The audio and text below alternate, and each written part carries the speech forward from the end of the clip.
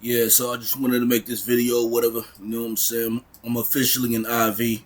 This right here, microprocessor mainframe. This is the first initial circuit for the IV tier, and tungsten steel is the base metal for this tier, whatever. You know what I'm saying? I have tungsten steel drums made up, IV machine holes made up, all this tungstate to make tungsten, to make more tungsten steel, but I need this for wires or whatever because I'm currently working on this right here, the Elite Assembler.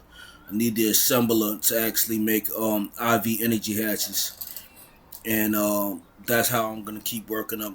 In between all of this, iridium is really hard to make, but this is essential for one of the recipes. I forgot what it was, but I need to make this right here, the large assembly factory, and this itself is a multi-block. So that's the controller block. This is the multi-block right here. So this is not anything snuff at really. You know what I'm saying? This uses it's Steelite, Steelite 100. You know what I'm saying? It's not easy to make.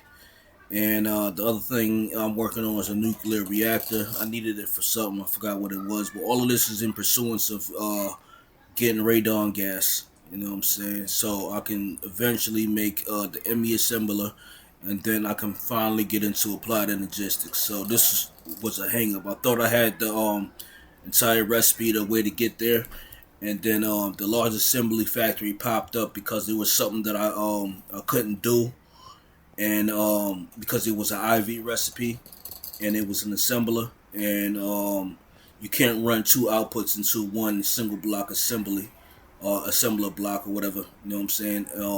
An EV assembler or whatever. It has to be an IV assembler, and it was a little bit of like a catch-22. You need this block to make this block, but you need this to make that. But this requires the block that you're trying to make. So when I dug through the recipes, it turned out to be that multi-block, the assembly multi-block. That's just a multi-block version of the assembler block. Yeah, so that's what it is. You know what I'm saying? The nuclear reactor itself is another multi-block. So I have to make two multi-blocks and then a couple more single block machines in order to get radon gas or whatever. You know what I'm saying? Once I make the what's the name? I mean the IV energy hatch, I can do the radon gas, but there's something else that I needed in there. You know what I'm saying? And I forgot how I had it linked up. I'm not using EMI anymore.